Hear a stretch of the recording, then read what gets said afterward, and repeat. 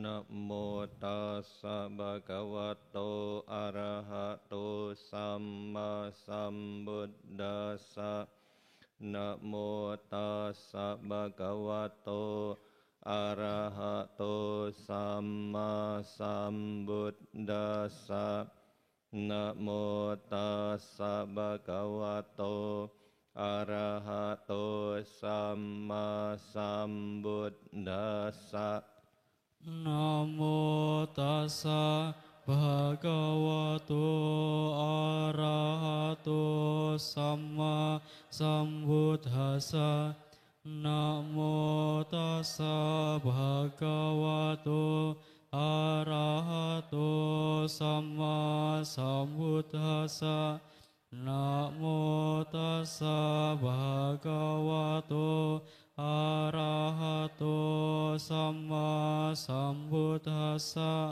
บุตทังสรณังกัจฉามิ พุทธังสารนังกัจฉามิ ธัมมังสรณังกัจฉามิ ธัมมังสารนังกัจฉามิ สังฆังสรณังกัจฉามิ สังฆังสารนังกัจฉามิ ดุติยัมปิบุตทังสรณังกัจฉามิ ดุติยัมปิพุทธังสารนังกัจฉามิ ดุติยัมปิธัมมังสรณังกัจฉามิ ดุติยัมปิธัมมังสารนังกัจฉามิ ดุติยัมปิสังฆังสรณังกัจฉามิ ดุติยัมปิสังฆัง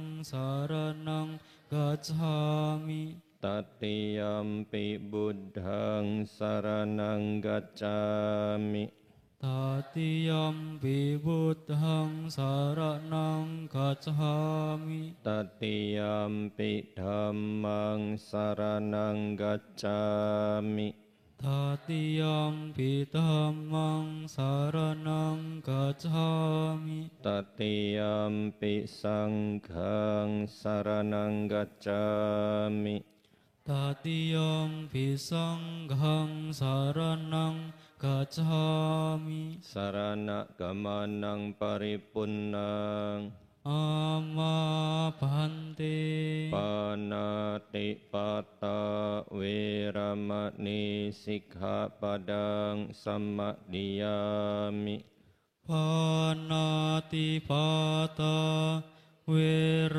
มณีสิกขาปดังสมาดิยามิ อดินนาดานาเวรมณีสิกขาปดังสัมมาดิยามิ อาทินนาดานาเวรมณีสิกขาปดังสมาดิยามิ กาเมสุมิจาจาระเวรมณีสิกขาปดังสัมมาดิยามิ กาเมสุมิจฉาจาราเวรมณีสิกขาปดังสมาดิยามิ มุสาวาดาเวรมณีสิกขาปดังสัมมาดิยามิ มุสาวาดาเวรม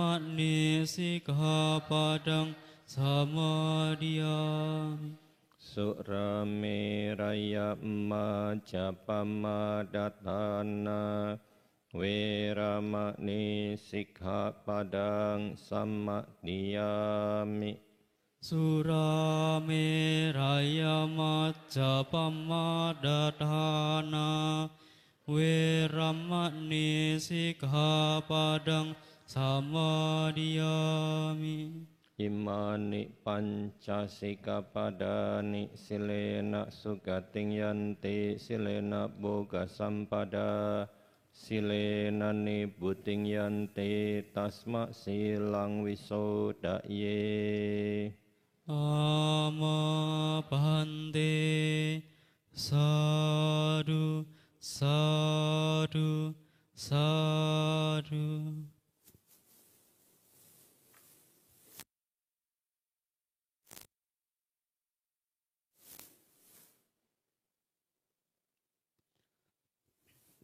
Selanjutnya marilah membacakan permohonan damai di sana.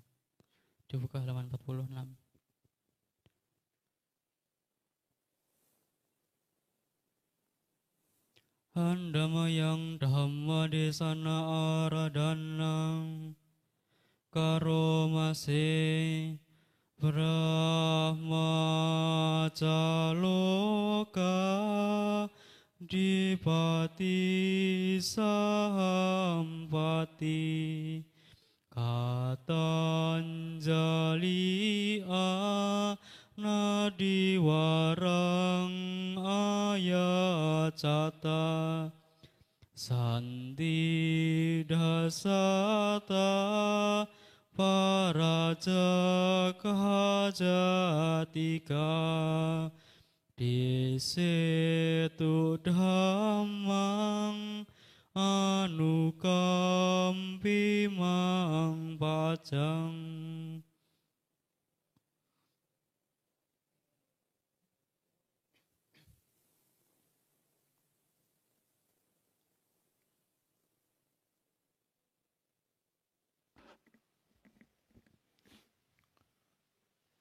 Namo tassa bhagavato arahato samma sambuddhassa. Namo tassa bhagavato arahato samma sambuddhassa. Namo tassa bhagavato arahato samma sambuddhassa. Kalena dhamma sawanang etam manggala mutamanti.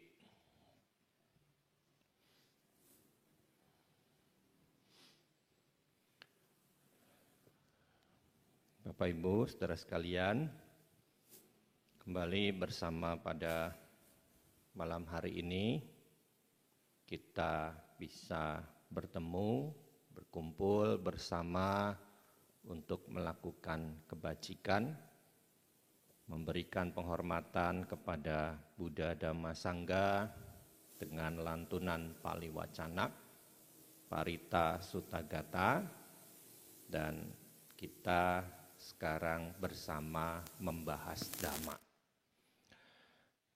Bapak Ibu sekalian, secara tanggalan Imlek, saat ini kita berada di tahun naga. Karena sebagaimana kita ketahui, dalam sistem tanggalan Imlek, setiap tahun itu ada 12 binatang yang sering disebut dengan 12 sio. Dan tahun ini adalah tahun naga. Makanya kemarin ketika menjelang pergantian tahun kan banyak pasangan-pasangan muda itu bergegas untuk memiliki anak di tahun naga. Nah, pertanyaannya, apakah naga itu ada?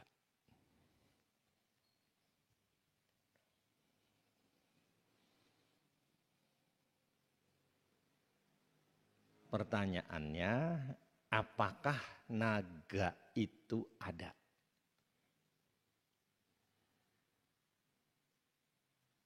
Dongeng, mitos, atau legenda?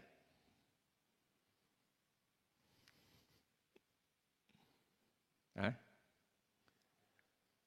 Naga itu ada enggak?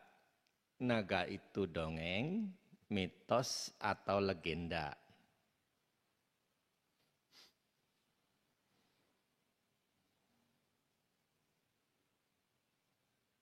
Hah?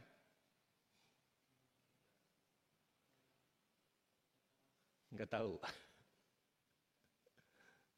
Ya, kita pahami dulu apa itu dongeng, legenda, dan mitos. Bapak Ibu sekalian, dongeng adalah sebuah cerita yang memiliki alur dengan ketokohan umumnya adalah binatang. Yang nanti dari cerita tersebut ada pesan moral yang diselipkan. Ya, contoh kasus, kalau dulu kita masih sekolah SD, dalam pelajaran bahasa Indonesia, kan ada setiap buku, setiap bab dari buku bahasa Indonesia itu di samping ada kosakata, juga ada subbab membaca. Di subbab membaca kan biasanya diselipkan ada dongeng yang harus kita baca. Umumnya kalau kita perhatikan, ketokohan yang ditampilkan dalam dongeng tersebut adalah hewan-hewan yang memiliki karakter yang nanti di ujung kisahnya ada pesan moral yang diselipkan. Ya, sebagai contoh kasus yang populer kan kita sering membaca dongeng Kancil Maling Timun. Ya, Kancil Maling Timun. Terus-terusan dongeng itu diulang. Hati-hati.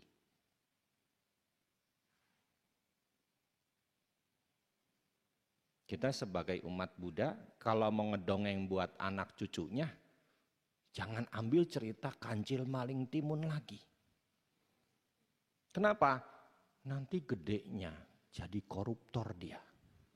Culas, licik, nyari cara agar bisa korupsi seperti sekarang.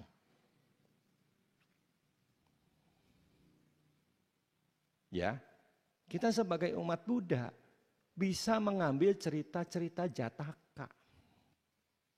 Mengisahkan Bodhisatta jadi gajah yang bijaksana. Mengisahkan Bodhisatta jadi rusa yang bijaksana. Mengisahkan Bodhisatta jadi burung yang bijaksana. Mengisahkan Bodhisatta jadi merak yang bijaksana. Itu di pohon Bodhi kan ada relief-relief cerita Jataka. Ada Mayura Jataka, ada rusa kan juga kan ya. Kemudian ada juga ketika Bodhisatta jadi burung puyuh. Ya kan? Wataka Jataka. Itu bisa kita kisahkan kepada anak cucu kita. Ada pesan moralnya enggak kisah Jataka itu? Ada kan? Ada. Isinya apa? 10 paramita yang harus disempurnakan untuk meniti jalan menuju pencerahan sempurna sebagai arahat sama Sang Buddha. Ya, jadi ini dongeng. Ya kalaupun mau ngedongeng yang umum, ya jangan yang cerita tentang jadi maling. Ya, nanti kita memola mindset cucunya, mindset anaknya untuk segala cara biar bisa ngakalin, biar bisa mencuri. Ya Bapak Ibu orang Solo lah, tahulah keadaan sekarang gimana. Ya, nah legenda sama seperti dongeng.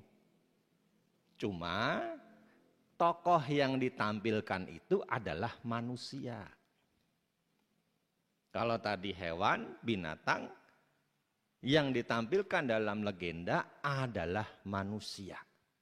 Ini ada orang Tasik tuh. Ya. Kan kalau mau ke Tasik kan harus lewat Bandung. Di Bandung kan ada legenda yang populer. Apa? Nah, Tangkuban Parahu. Ya kan? Siapa tokohnya? Sangkuriang, Dayang Sumbi. Ya kan? Manusia yang ditampilkan. Ada pesan moralnya enggak? Ada. Nah, inilah legenda. Nah sedangkan kalau mitos itu juga sama. Ada alur cerita yang ditampilkan, ada pesan moralnya. Cuma tokohnya adalah dewa-dewi. Ya kan? Ya kalau dalam budaya Tionghoa kita mengenal ada mitos Panku. Tahu Panku kan ya? Hah? Mitosnya dewa pencipta alam semesta dalam budaya Tionghoa, Panku.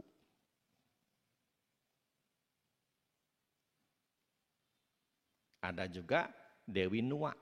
Dewi Nuwa itu yang menciptakan manusia.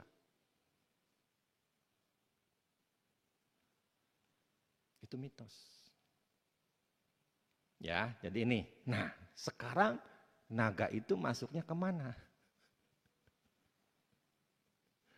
Dongeng, legenda, atau mitos? Hah? Dan pertanyaannya, naga itu ada enggak?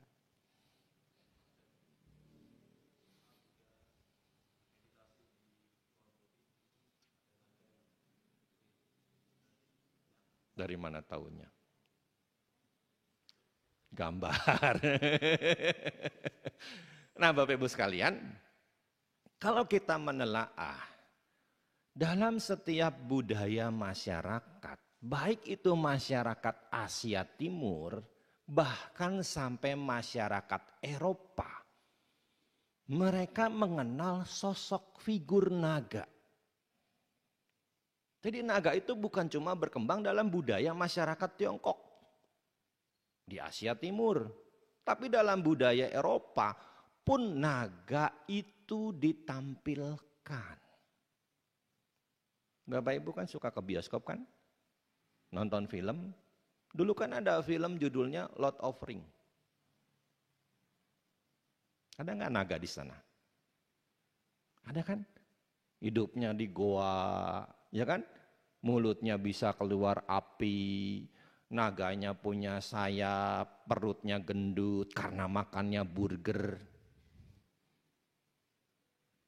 Jadi orang Eropa tuh mengenal ada figur naga dalam budaya orang bule, orang barat sana.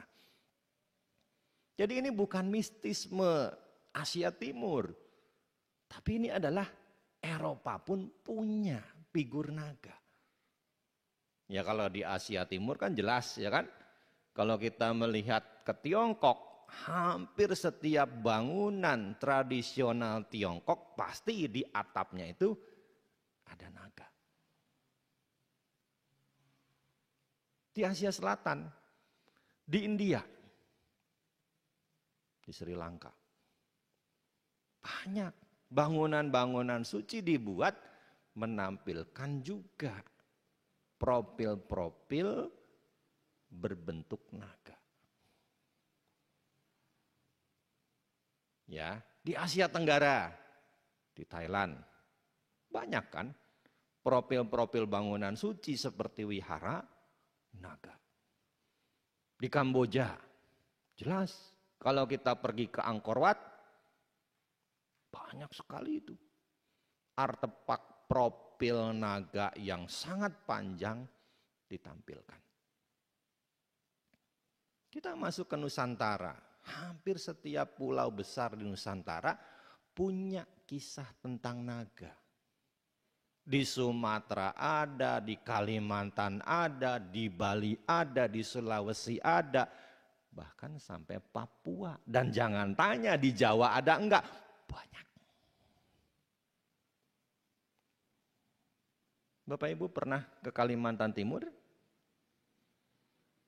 Belum? Ke IKN belum pernah? Wah, ini harus diajak sama orang Solo ke IKN nih. Jangan pencetus IKN kan orang Solo. Masa orang Solonya belum pernah pergi nih?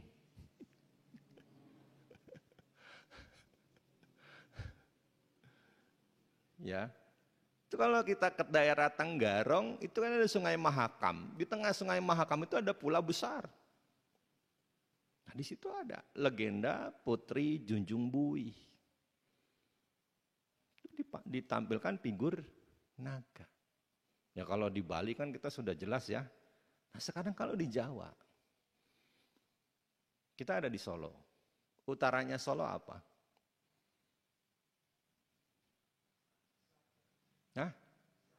Utaranya lagi, yang paling utara di Jawa Tengah, Semarang.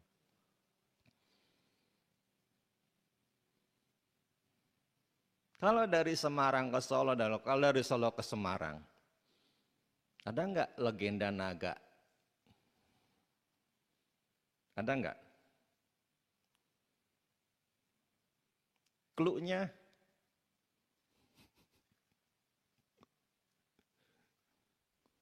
apa? Clue-nya saya megang kepala.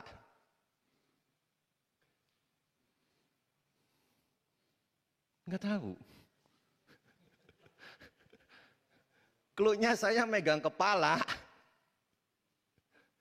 Kalau megang kepala tandanya apa?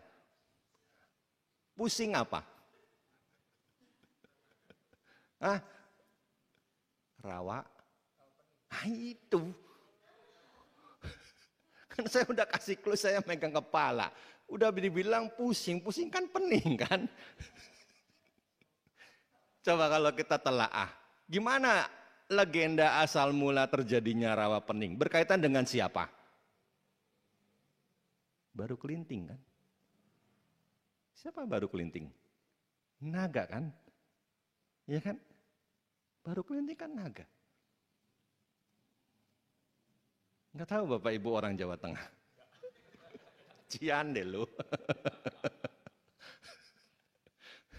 Inilah kadang-kadang kita itu terlalu banyak mengeksplor kisah-kisah dari luar. Ya kan? Kita hafal cerita drama Korea. Tapi kita enggak hafal cerita masyarakat yang berkembang dari budaya kita sendiri. Sebagai akibatnya apa? Kecintaan terhadap bangsa ini enggak ada.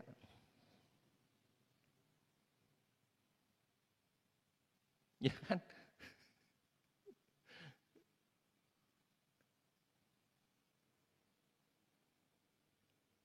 Nah, ini yang harus dibangkitkan lagi. Baru Kelinting itu kan figur naga. Ya kan? Gimana kisahnya? Mbak Wati tahu ceritanya? Lupa ingat. Ya.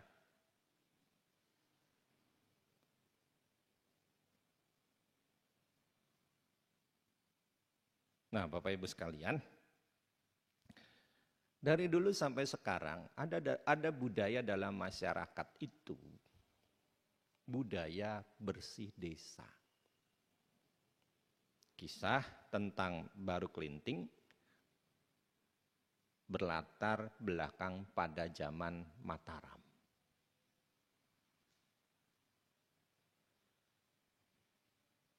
Ada sebuah desa di wilayah kerajaan Mataram itu namanya Desa Ngasem.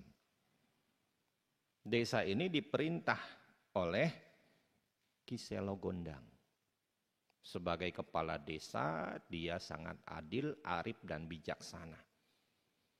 Satu hari akan mengadakan ritual bersih desa. Segala perlengkapan disiapkan. Tapi ada satu yang kurang. Apa? Tombak. Di desa itu mereka tidak memiliki tombak. Tapi ada sahabatnya Ki Selo Gondang ini yang bernama Ki Salokantara punya tombak yang dimaksud. Ki Selo Gondang meminjam tombak tersebut Ki Salokantara. Jadi dari sini tahu kan ya, tempat wisata yang di tepi Rawapening setelah Tuntang itu kenapa dikasih nama Saloka? Ancolnya Jawa Tengah katanya itu. Karena ada, apa itu namanya yang muter-muter, biang lala apa-apa? Ya, saya nggak mungkin bisa naik itu ya.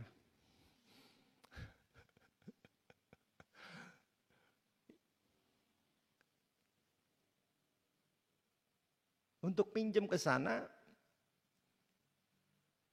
di desa sebelah, Ki Selo Gondang mengutus putrinya yang bernama Endang Sawit. Sawitri untuk mengambil tombak tersebut kepada Ki Salokantara. Berangkat naik kereta kuda. Sampai ketemu dengan Ki Salokantara. Tombaknya diserahkan, tapi Ki Salokantara pesen. Tombak ini sepanjang perjalanan pulang harus dipegang, enggak boleh dipangku. Pulang, Endang Sawitri naik kereta kuda. Megangin terus sepanjang jalan kan pegel.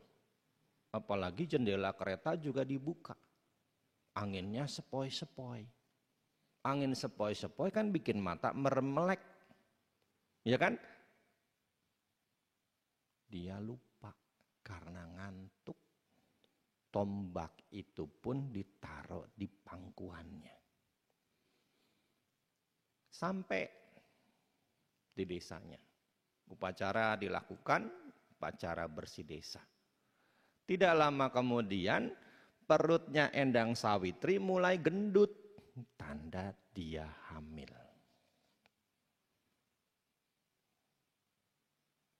Ayahnya Ki Selo Gondang menuntut pertanggungjawaban kepada Ki Salokantara. Akhirnya Endang Sawitri dinikahkan dengan Ki Salokantara. Setelah menikah, Ki Salokantara pergi bertapa di Gunung Telomoyo. Sampai akhirnya Endang Sawitri pun melahirkan seorang anak berwujud ular yang diberi nama Baru Klinting. Beranjak remaja, beranjak anak-anak, Baru Klinting dikasih tahu bahwa ayahnya sedang bertapa di Gunung Telomoyo. Maka dia pun menyusul ke sana. Ibunya memberi tanda bahwa dia adalah anak Ki Salokantara. Ketika ketemu dengan ayahnya, Baru Klinting menyerahkan semua benda-benda yang diberikan ibunya kepada ayahnya. Tapi ada satu hal yang harus dilakukan oleh Baru Klinting. Apa? Biar dia bisa menyalin rupa menjadi manusia utuh, dia harus bertapa melingkari Gunung Telomoyo. Sekian lamanya. Baru Klinting pun mengikuti petunjuk ayahnya.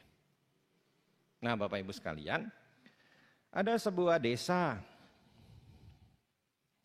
di sela-sela Gunung Merbabu dan Gunung Telomoyo. Namanya Desa Patok. Di desa tersebut pun akan diadakan upacara bersih desa. Beberapa penduduk yang laki-laki bertugas mencari binatang buruan untuk pesta tersebut. Mereka ke sana kemari, nyari binatang buruan tidak mendapat. Sampai akhirnya mereka pun beristirahat di sebuah batang pohon yang besar. Dan ketika satu orang di antara mereka mengasah goloknya, ternyata tempat mengasah golok tersebut mengeluarkan darah. Dan ternyata mereka menemukan itu adalah daging. Mereka mengambil, lumayan bisa buat pesta. Daging siapa itu? Baru Klinting yang sedang bertapa di bagian ekor, di sayat. Setelah cukup mengambil daging itu, mereka pun pulang dan mengadakan pesta di Desa Patok. Ketika pesta sedang dilakukan, ada anak kecil dengan jalan pincang mendatangi mereka. Tubuh anak tersebut bau, kotor, dekil. Untuk apa? Anak kecil itu mendatangi mereka minta makan dan minum. Dan penduduk desa Patok ini terkenal sombong, terkenal angkuh. Ketika mereka melihat anak kecil yang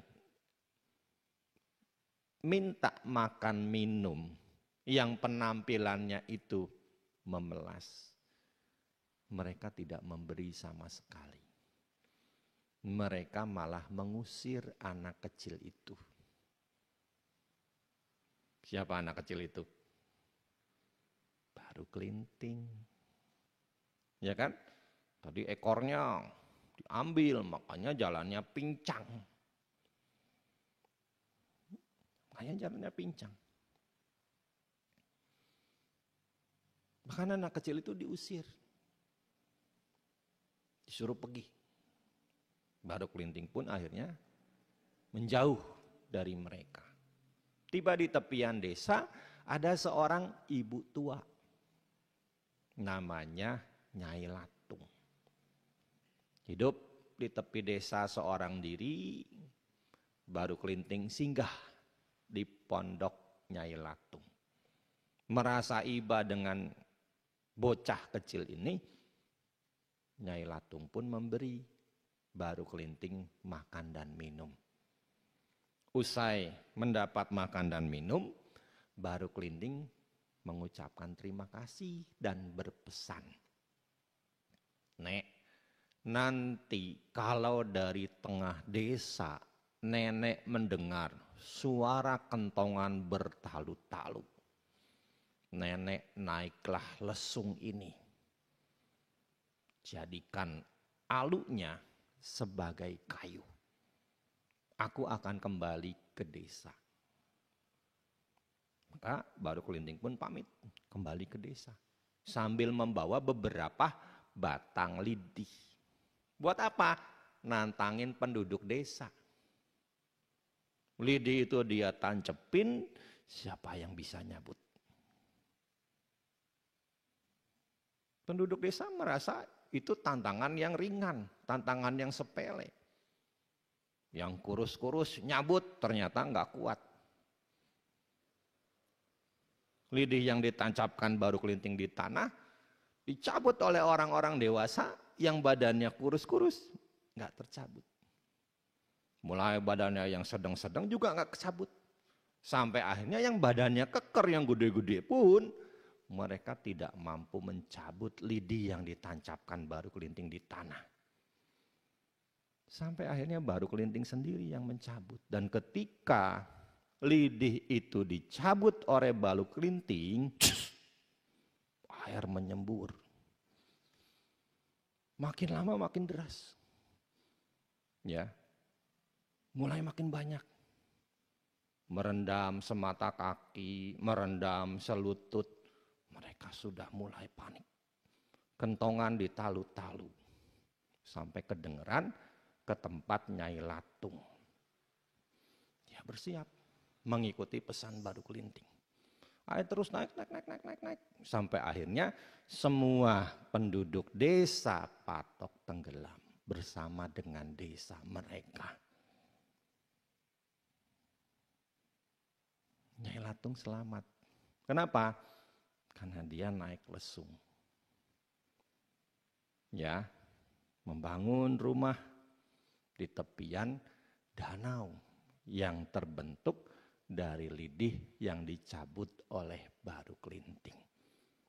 Danau itu berkilauan karena airnya jernih, karena airnya bening.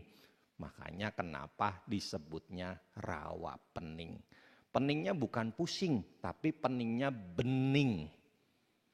Ya, nah itu. Kan Bapak Ibu kalau dari sini ke Semarang kan lewat itu. Balik lagi lewat. Masa enggak ngeh? Nah, tapi kan pantulannya kadang-kadang kelihatan tuh dari tol. Ya kan? Pantulannya kan kelihatan tuh. Ya. Nah, itu legendanya. Jadi kalau mau lihat Nyai Latungnya pergi ke Gedong Songo. Di depannya kalau kita mau masuk ke Gedong Songo itu ada diorama yang menggambarkan kisah Nyai Latung sedang naik lesung. Kalau baru Kelintingnya kan bisa pergi ke mana itu? daerah Banyu Biru ya. Di situ kan ada arca naga yang dibuat, yang di bagian ekornya ada belnya. Saya dulu pernah ke sono. Ternyata di situ juga banyak tinggalan artefak kuno dari era Hindu-Buddha. Ya, jadi di situ ada lingga patok, ada candi dukuh. Ya, bisa di sana dicari. Ya, dan nanti kalau bulan-bulan November sampai Februari, di situ kan sentranya duren tuh. Sentranya duren itu. Belum pernah berburu duren di sana? Belum pernah? Waduh, kalah sama saya. Ya, ini satu kisah, ya. Terus kan kalau bapak ibu nyebrangin Karanganyar lewat Lawu, masuk Ponorogo, ada apa itu di sana? Hah? Telaga Ngebel, iya kan? Kisahnya gimana? Naga juga kan? Naga juga kan? Suami istri nemu telur, telurnya dimakan, badannya panas. Nyemplung, jadi naga. Jadi kisah tentang naga itu berkembang banyak dalam budaya masyarakat Nusantara. Jadi bukan sesuatu yang aneh, bukan sesuatu yang tidak dikenal. Ini populer dalam budaya masyarakat Nusantara. Tadi saya sudah merujuk di Asia Timur, di Eropa, di Asia Selatan, di Asia Tenggara, bahkan di Nusantara berkembang. Jadi naga itu ada enggak?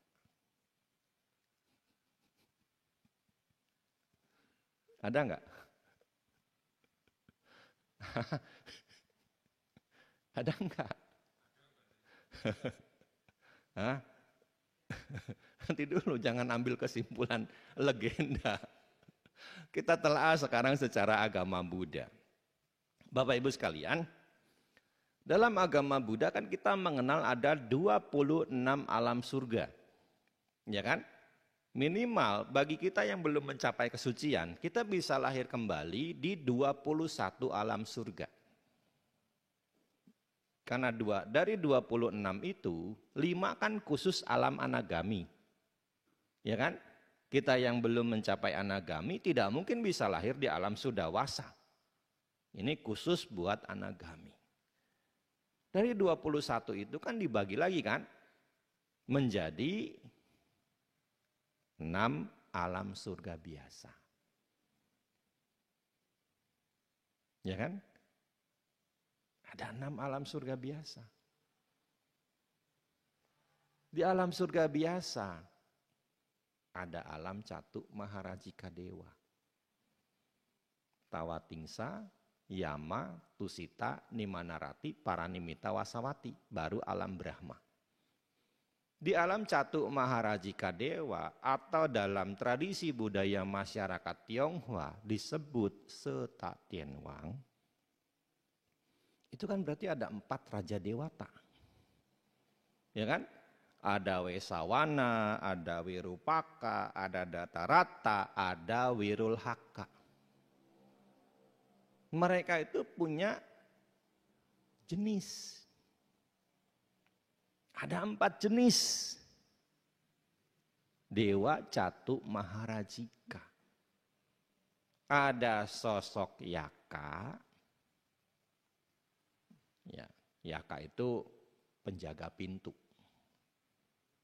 Jadi kalau kita pergi ke bangunan-bangunan suci, ada arca bawa pentungan, penjaga pintu, atau dwarapala, atau mensen, itu adalah figurnya Yaka.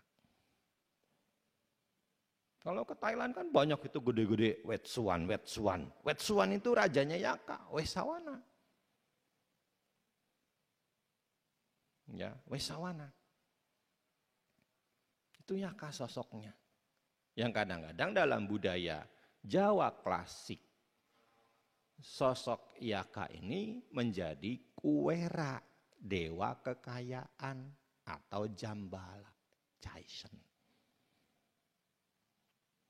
di Candi Pelasan kan ada arcanya. Di Candi Mendut ada reliefnya. Dewa kekayaan itu. Ya. Nah, lalu ada sosok apa lagi? Ada sosok Gandaba. Gandaba itu pemusik surgawi.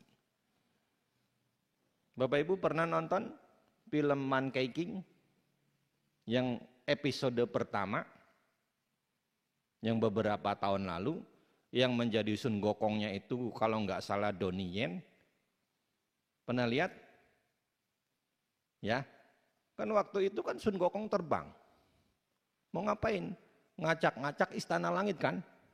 Kan di stop sama dewa yang bawa gitar itu. Yang ketika gitarnya dipetik kan keluar sinar laser. Itu sosok Gandaba, pemusik surgawi. Ya, ini Catu Maharajika dewa yang kedua. Lalu ada sosok Kumbanda. Ada sosok Kumbanda. Dan ada sosok naga. Jadi naga secara agama Buddha itu adalah yang pertama Dewa Catu Maharajika.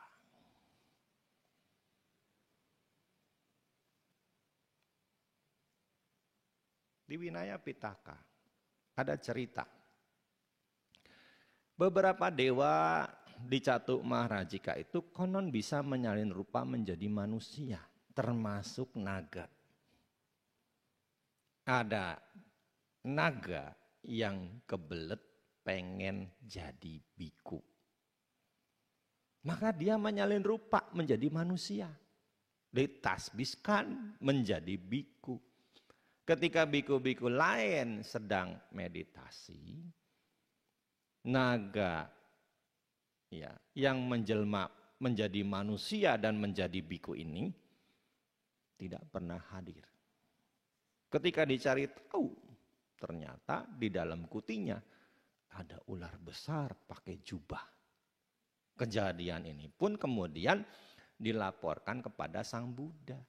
Makanya sejak saat itu Sang Buddha menetapkan bahwa mereka yang mau jadi biku itu harus manusia.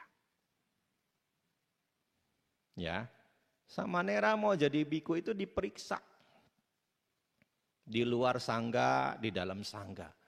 Diajukan beberapa pertanyaan. Punya utang enggak? Punya penyakit menular enggak? Seperti kusta, TBC dan sebagainya. Punya mangkok dan bol enggak? Punya izin orang tua enggak? Termasuk pertanyaan manusosi. Apakah kamu manusia? Ya, itu diperiksa di luar sangga, di dalam sangga dengan pertanyaan-pertanyaan yang sama. Kenapa pertanyaan ini muncul? Ya dari cerita tadi. Naga kebelet pengen jadi biku. Makanya kemudian ketika ini diketahui oleh Sang Buddha, dicantumkan bahwa untuk jadi biku itu harus laki-laki dan juga harus manusia. Ya, jadi ini naga. Nah yang kedua Bapak Ibu sekalian, di dalam Wamika Sutta yang ada pada kitab suci Majjhima Nikaya, ada anak STAB Raden Wijaya? Enggak ada? Anak STAB enggak ada? Enggak ada? Ya. Di dalam Wamika Sutta yang ada pada kitab suci Majjhima Nikaya, sutta ini adalah sutta yang merupakan upaya sahabat dari Bante Kumarakasapa menuntun agar Bante Kumarakasapa itu bisa mencapai tingkat kesucian tertinggi. Siapa sahabatnya? Dewa dari Anagami, dari alam Sudawasa, Yang pada zaman Buddha Kassapa, mereka sama-sama jadi biku.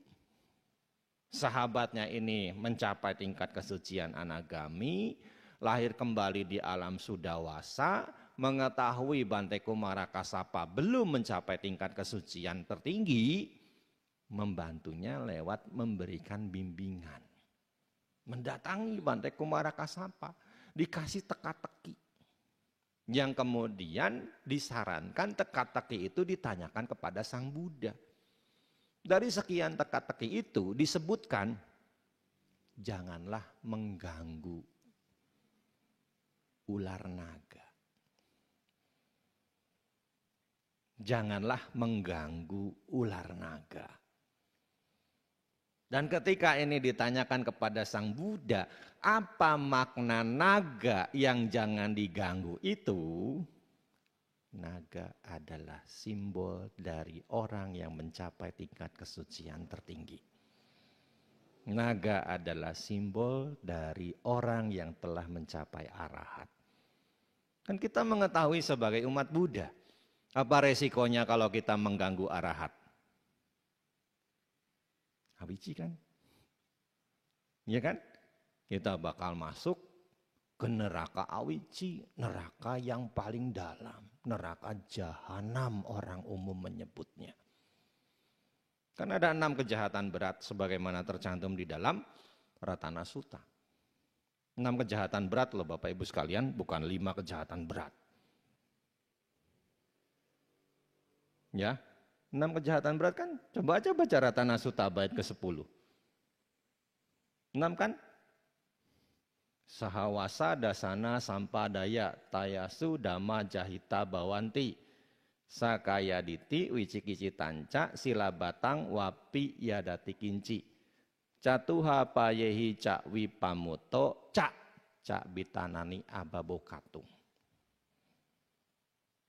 Seorang sotapana telah melenyapkan 3 belenggu. Sakaya diti wicikica silabata paramasa. Tidak mungkin jatuh ke 4 alam apaya. Dan tidak mungkin melakukan 6 kejahatan berat. Ada? Ada enggak? Ya, 6 kejahatan berat ya. Membunuh ayah, membunuh ibu, membunuh ayah, membunuh arahat, melukai Buddha, memecah belah sangga, dan menganut pandangan salah.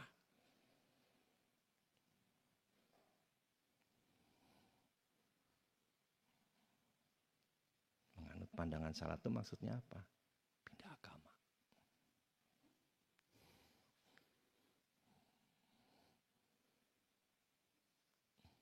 Ya, jadi secara agama Buddha, di dalam sutta yang lain juga disebutkan, ada biku meninggalkan kebikuannya, lalu mengikuti ajaran pertapa lain. Ketika Sang Buddha mengetahui hal ini, Sang Buddha mengatakan, lihatlah orang bodoh itu setelah kematiannya dia akan masuk neraka.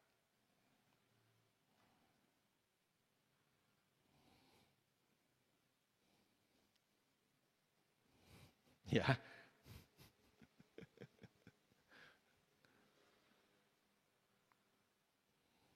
ada di dalam sutta. Dalilnya, bukan nakut-nakutin, tapi emang kudu ditakut-takutin sih umat Buddha teh. Karena prihatin loh bener. Saya tuh prihatin, umat Buddha di daerah tuh makin lama makin sedikit turun habis. Ya kan? Padahal orang tuanya tuh tokoh-tokoh perintis berdirinya wihara, perintis munculnya agama Buddha di desa tersebut. Tapi anak-anaknya mana? Saya ke Wonogiri, tahun 70-an Bante 90%. Sekarang 50%. Kemana 40%? Iya kan? Kemudo, tahu Kemudo ya? Klaten. Yang ketika 2006 wiharanya kena gempa hancur, kita menggalang dana kan? Ya kan? Untuk apa? Biar direnovasi. Berapa sekarang umatnya sisa? 4 orang.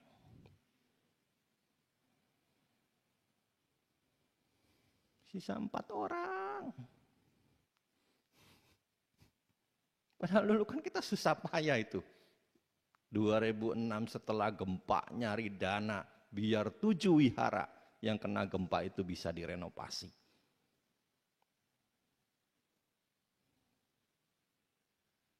Bukti belum ada ya 2006 ya. Nah, saya ngalamin tuh. Karena waktu gempa Jogja itu saya lagi di Mendut, habis ngajar sama Nera.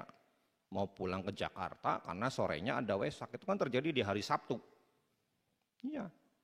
Pagi-pagi saya bangun, saya tuh udah pesen sama anak wihara di Jumat sore. Mas, besok tolong 5:30 saya dibikinin sereal. Dibikinin minuman dulu. Ya. Ternyata anak wiharanya nggak bangun. Nah, ya udah saya lihat ada Samanera, Piadiro, dia keluar dari Damasala mau pipis. Nah, karena dia masih Samanera, saya minta tolong dia bikinin sereal 2 bungkus sebelum saya berangkat ke bandara. Habis minum sereal, saya naik lagi ke Kuti, nurunin koper. Sebelum nurunin koper, saya mau pipis dulu sebelum berangkat. Kan habis minum 1 gelas. Ya, begitu saya lagi jongkok, geruduk. Krak gitu. Jadi beton itu, besinya di dalam itu kedengeran sekali seperti di batak-batak itu. Ya, wah ini gempa. Saya nggak langsung turun, saya nggak kepikiran turun. Yang ada di pikiran saya apa? Pokoknya kalau ada gempa, pergi berlindung di kolong ranjang. Saya cepat-cepat keluar dari WC, belum kelar padahal pipisnya tuh. Sembunyi di kolong ranjang. Begitu mulai reda saya kepikiran Bante Joti nih, jangan-jangan belum bangun. Ternyata begitu saya keluar dari Kuti, Bante Joti udah di dekat genta itu. Damiko, turun.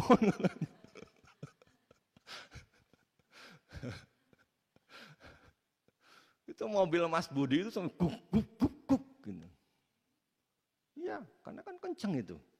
Hampir 5,8 ya. Hampir 6 skalanya itu. Ya. Itu saya ngalamin. Itu setelah itu kan kita ngumpulin dana di Jakarta biar 7 wihara ini bisa diperbaiki. Ternyata sekarang setelah 18 tahun berlalu, umatnya tinggal 4 orang.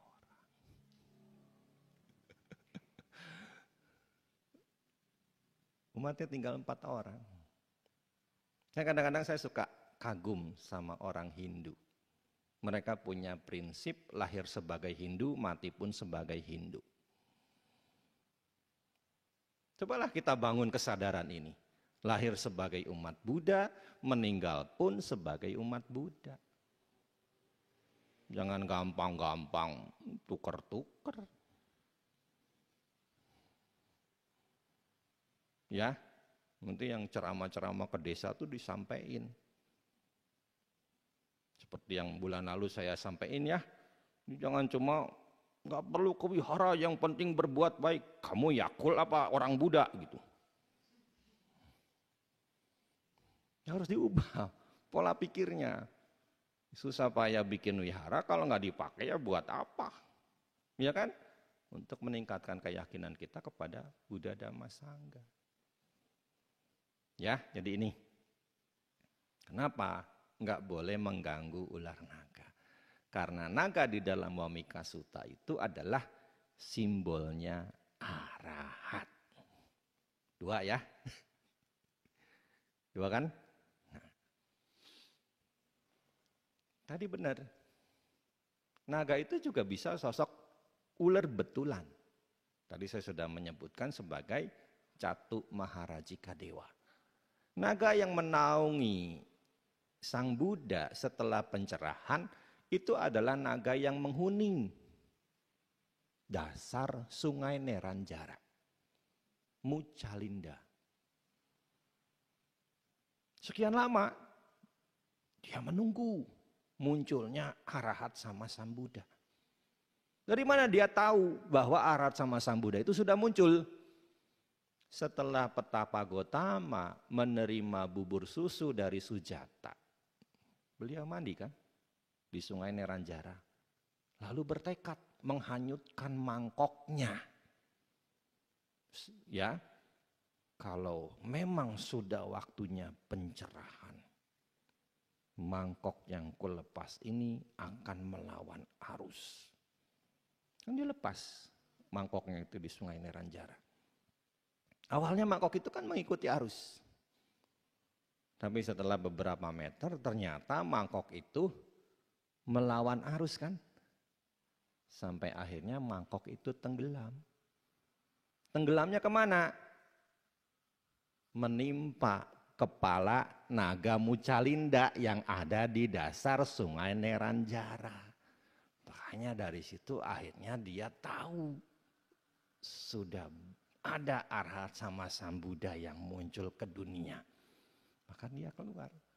Dan ketika di minggu keberapa? 6 ya, apa ke-7? Nah, lupa. Ya, di minggu ke-7 apa ke-6? Hah? Minggu ke-7 apa ke-6, Trisno? Nah, hujan badai turun dengan deras, Mucalinda menaungi Sang Buddha.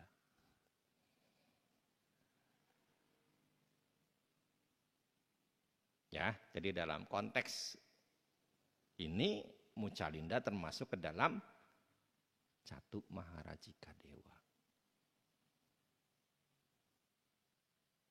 Ya, jadi sudah 2, masih banyak. Bapak Ibu punya Dhammapada? Dibaca enggak? Ada berapa bab Dhammapada itu? Berapa bab?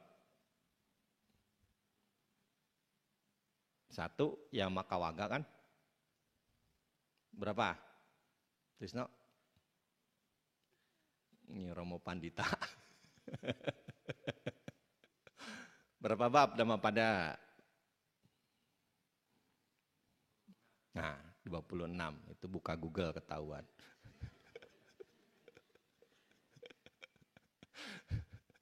Ada 1 bab kan bunyinya Nagawaga. Apa makna naga di situ? Gajah. Ya. Jadi dalam konteks lain, arti dari naga itu juga gajah. Ya, gajah. Ya kan? Gajah. Bab tentang gajah. Bab tentang gajah. Ada. Ya. Kemudian di Samyutta Nikaya ada Naga Samyutta. Di dalam kitab suci Samyutta Nikaya ada 1 bagian Samyutta, judulnya itu Naga Samyutta. Apa maknanya? Sesuatu yang gede-gede merujuk kepada Naga Samyutta ini disebut sebagai naga. Jadi kalau kita lihat pohon yang gede, itu juga bisa disebut naga. Kita lihat orang badannya gede, itu juga bisa disebut naga. Jadi sesuatu yang gede-gede kalau kita merujuk Naga Samyutta, itu bisa disebut naga. Ya, gede dalam arti kata, wah gitulah. Agung jadinya. Sudah berapa tuh arti naga? 4 ya. Catuk Maharajika, Arahat, gajah, yang gede-gede. Kita kutip 1 sutta tentang gajah. Namanya Naga Sutta. Dari kitab suci Anguttara Nikaya kelompok 4. Ya, jadi konteksnya Naga Sutta ini naga sebagai gajah artinya. Kita mengetahui dalam sistem kerajaan di masa lalu, Bapak Ibu sekalian, Seorang raja besar itu punya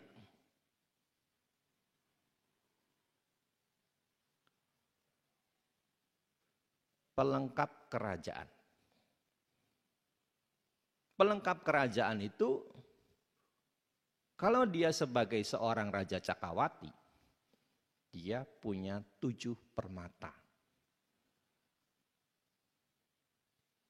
Punya 7 permata. Salah satu dari 7 permata itu adalah permata gajah. Bapak Ibu pernah ke Borobudur? Pernah lihat relief Raja Cakrawati di Borobudur? Enggak tahu.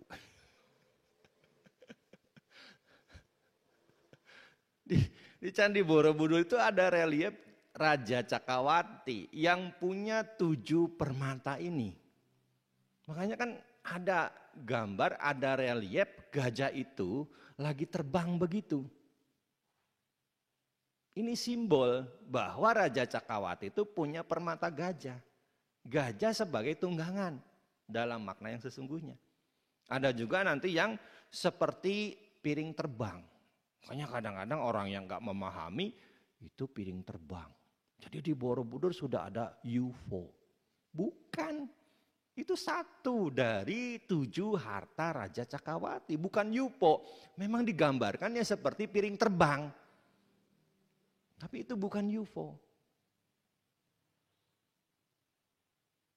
Ya, nanti kalau ke Borobudur lagi coba cari. Kan sekarang kalau kita ke Borobudur kan ada jalur khusus buat ziarah. Ya kan? Di jam 6 sampai jam 9 pagi. Khusus tuh. Yang lain gak boleh naik. Ya. Yang lain gak boleh naik. Jadi mau kita baca parita, mau kita pradaksina, mau kita meditasi, puas dah. Jam 6 sampai jam 9 pagi. Ya. Dan kalau jam 6 naik sampai jam 9 pasti tercerahkan secerah teriknya matahari yang menyengat di puncak Borobudur. Ya, nanti sambil telisik tuh. Relief Raja Cakrawatinya di mana? Di bagian apa? Nah, itu bisa dicari nanti. Lihat 7 permatanya. Ada gajah di sana. Nah, Bapak Ibu sekalian, gajah yang dijadikan sebagai pelengkap seorang raja besar itu bukan gajah yang sembarangan. Gajah yang dijadikan sebagai gajah kerajaan, sebagai miliknya raja, sebagai salah satu faktor kerajaan, itu punya keistimewaan, punya kualitas, punya syarat bahwa memang gajah itu layak. Apa? Ada 4 minimal syaratnya. Kenapa gajah itu sampai dijadikan gajah kerajaan? 1, gajah itu adalah gajah yang mendengarkan. Ya, jadi ketika pawangnya kasih instruksi, gajah itu menyimak. Mengikuti instruksi dari pawang gajah. Gajah itu nurut mengikuti instruksi dari pawangnya.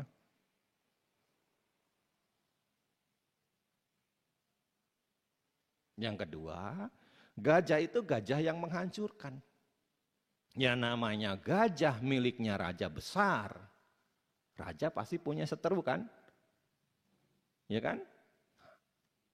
Ketika dia dibawa ke medan perang, dia mampu menghancurkan musuh-musuhnya.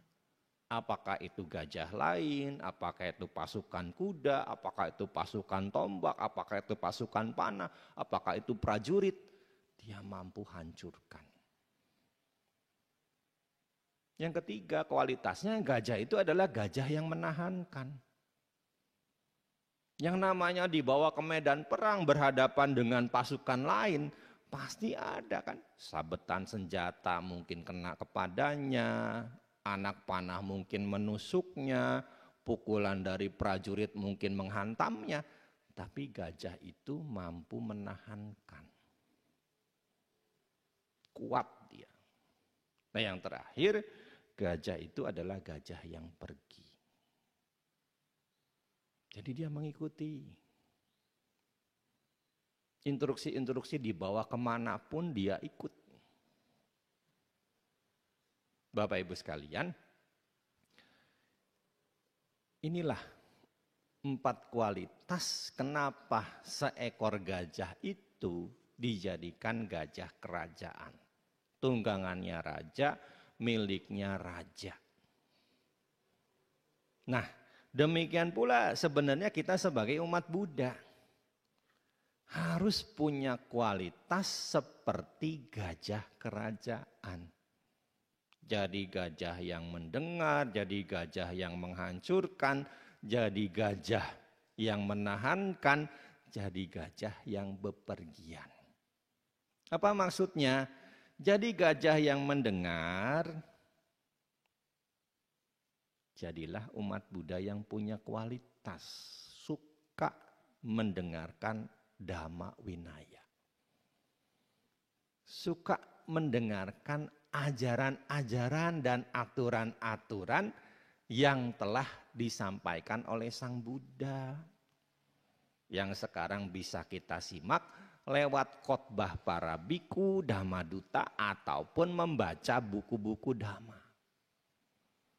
Ya, makanya kembali lagi kalau kita lihat, ada nggak kewajiban umat Buddha ke wihara kalau begitu?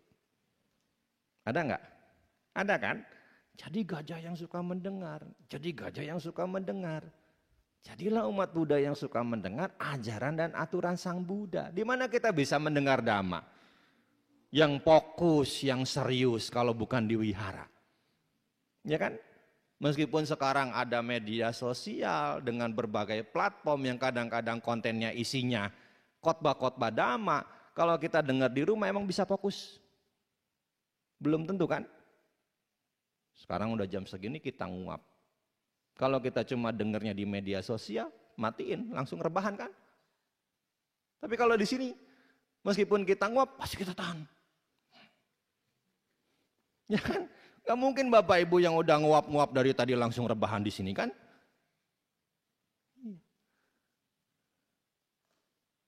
Ya, jadi inilah mendengar dhamma secara langsung itu interaksi sosialnya hidup. Ya kan kemarin kita rame-rame pakai media sosial, itu kan karena gara-gara ada pandemi. Ya kan? Iya. Makanya wihara-wihara bikin akun-akun media sosial untuk memfasilitasi umat. Untuk bisa tetap puja bakti mendengarkan dhamma. Sampai akhirnya apa? Keterusan sampai sekarang. Yang males ke wihara ya memang udah males. Alasannya apa? Sudah bisa nyimak di media sosial. Padahal belum tentu juga disimak dengan baik. Tadi kalau udah nguap kan pasti matiin tuh. Kadang-kadang dengerin gak semalam? Enggak. Kenapa? Kuotanya habis. Belum diisi. Ya kan? Bedanya interaksi langsung kan bisa hidup ya. Iya kan? Bisa hidup. Kita bisa lihat gestur, kita bisa lihat ekspresi. Ya kan? Ya, jadi ini. Jadilah umat Buddha yang rajin mendengar Dhamma Winaya. Belajar Dhamma Winaya. Untuk apa? Meningkatkan keyakinan kepada Buddha Dhamma Sangha. Biar apa? Enggak gampang konversi. Ya, enggak gampang konversi. Ya kalau mau konversi cari yang rate-nya lebih tinggi bukan lebih rendah. Ya. Nah kemudian gajah yang menghancurkan. Jadilah umat Buddha juga yang mampu menghancurkan apa? Rintangan-rintangan batin. Dalam tahap yang dasar adalah kemalasan. Salah satunya malas ke wihara.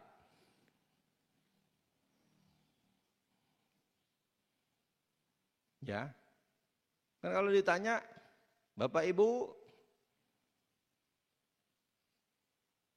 pengen nggak mencapai kesucian? Pengen. Rajin nggak ke wihara? Enggak. Ngimpi. Pengen cepat mencapai kesucian, ke wiharanya males. Ngimpi kan kalau begitu kan? Iya. Coba kita lihat umat Buddha yang bisa mencapai kesucian di zaman Sang Buddha. Males apa rajin mereka ke wihara?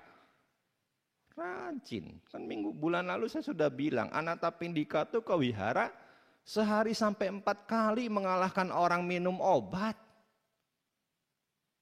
Pagi ke wihara, siang ke wihara, sore ke wihara, malam dia juga ke wihara. Buahnya apa? Sotapanna. Nah sekarang cita-citanya pengen cepat jadi arahat, ke wiharanya males, ngimpi. Ya, jadi jadilah gajah yang menghancurkan. Salah satu rintangan yang harus kita hancurkan adalah rintangan kemalasan. Ya, kan Bapak Ibu suka ngikut meditasi tuh. Kan ada 5 niwarana kan ya, 5 rintangan batin. Pikiran penuh nafsu, pikiran penuh niat jahat, pikiran gelisah, pikiran ragu-ragu, pikiran malas. Ya kan? Rintangan batin itu kan sikapnya mental, niwarana itu. Ya kan? Nah, itu kan harus dihancurkan.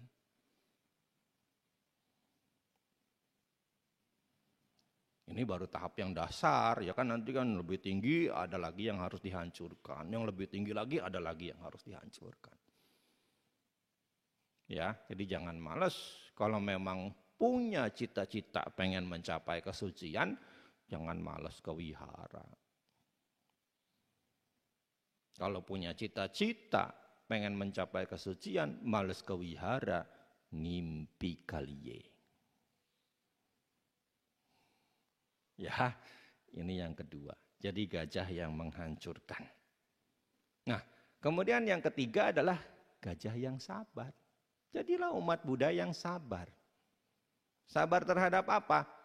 Deraan derita jasmani, deraan derita mental. Deraan derita jasmani seperti apa? Kalau kita kehujanan, kepanasan, kita sabar. Kita haus, kita lapar, kita sabar. Ya seperti sekarang. Ya kan? Bapak Ibu juga harus sabar. Kenapa? Ceramahnya udah lebih dari 1 jam. Sabar, kan nggak mungkin saya ngomong sampai jam 12 malam. Kesemutan nggak kakinya? Semutan nggak? Sama, saya juga kesemutan, jangan dikira saya nggak kesemutan. Kan kadang-kadang umat Buddha tuh lucu, kalau lagi meditasi nanya, Bante, kakinya kesemutan nggak? Sama. Jangan dikira kaki biku itu nggak kesemutan, sama. Orang strukturnya sama, daging tulang darah. Ya kan? Kaki Bapak Ibu kan daging tulang darah kan? Kaki saya juga sama, daging tulang darah. Ya wajar kalau kesemutan. Cuma biku jaga image, nggak sebentar-sebentar kerosak-kerosek ubah posisi duduk. Ya, ini kalau bantainya sebentar kerosak-kerosek, katanya bimbingan meditasi, tapi kerosak-kerosek, nggak tahan, nggak sabar menahan kesemutan. Ya kan kalau kita lagi meditasi kan kita harus sabar kan, menahan deraan jasmani. Ya, jadi sabar menahan deraan jasmani, sabar menahan deraan mental. Terhadap apa? Kata-kata yang menyakitkan. Kan orang sering mungkin kita ketemu dalam keseharian ngomongnya kasar, kebun binatang keluar dari mulutnya tertuju kepada kita. Ya sabar.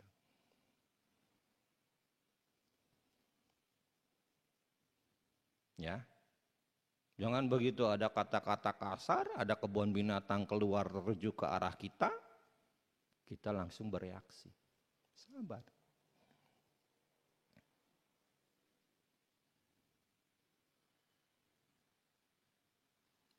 Marah nggak kita kalau ada orang ngatain kita anjing?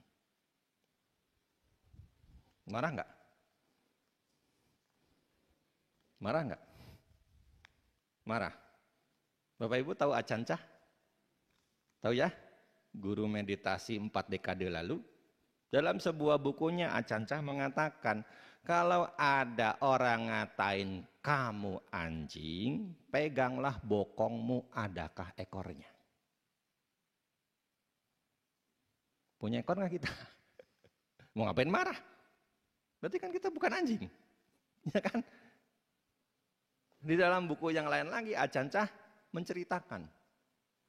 Kita tahu kan, tahun 60-70 terjadi perang Vietnam dengan Amerika Serikat. Amerika mendirikan pangkalan militer kan di Thailand. Ya, makanya kenapa sebenarnya sampai hari ini prostitusi di Thailand tuh marak. Kenapa? Buat jajannya tentara Amerika ini dulu, salah satunya. Nah, ada tentara Amerika yang udah lama di Thailand dan dia paham bahasa Thailand. Satu hari dia naik becak, mau pergi ke satu tujuan. Tukang becaknya mengangkut bule ini. Sepanjang jalan, teman-temannya tukang becak ini nanya, bawa apa kamu? Si tukang beca yang narik bule ini ngiranya bule ini nggak bisa bahasa Thailand. Apa jawaban tukang becanya? Saya bawa anjing. Pokoknya setiap kali yang ditanya bawa apa kamu? Saya bawa anjing, saya bawa anjing. Sekian jauh bule ini naik beca, akhirnya dia berhenti, tiba di tujuan. Dia langsung ngeloyor pergi. Si tukang becanya manggil-manggil, hei bayar, bayar, bayar. Bulenya nyaut dengan enteng, anjing mana punya duit. Ya, sabar banget itu bule sepanjang jalan dikatain anjing. Ya, kenapa? Karena nggak ada ekornya, mau ngapain marah. Ya, jadi kita harus sabar, menahankan juga deraan batin. Ya, nah kemudian jadilah gajah yang pergi. Ya, jadilah gajah yang pergi. Jadilah gajah yang suka mencari ajaran Sang Buddha.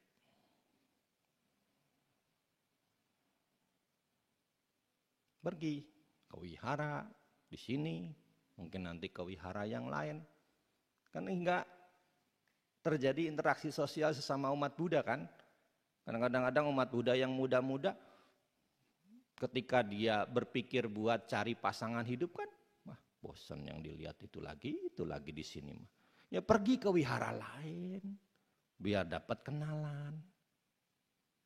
Boleh kan? Boleh, yang namanya anak muda masa nggak boleh. Yang penting tembak-tembakannya jadiannya di luar, jangan di wihara nembaknya. Ya nanti pemberkatan baru di wihara lagi. Ya kan, ngedetnya di luar, ajak jalan. Masa nggak mau ngedet di wihara, pacaran di belakang candi? Ya, kan begitu ya. Candi dipakai tempat pacaran. Itu kan nggak pantas gitu. Candi kan harusnya dipakai tempat puja. Tapi saya bangga loh kadang-kadang kalau saya pergi ke candi-candi. Belakangan ini marak. Candi itu dipakai buat tempat prewedding. Iya, bagus itu kan membangkitkan budaya Nusantara. Saya pergi ke Pelausan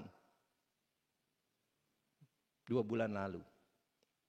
Ketemu 2 pasang pengantin dengan pakaian tradisional Jawa lagi prewedding di sana. Saya pergi ke Kalasan, ketemu 1 pasang lagi prewedding di sana. Jadi bagus itu. Ya kan eksotis kan?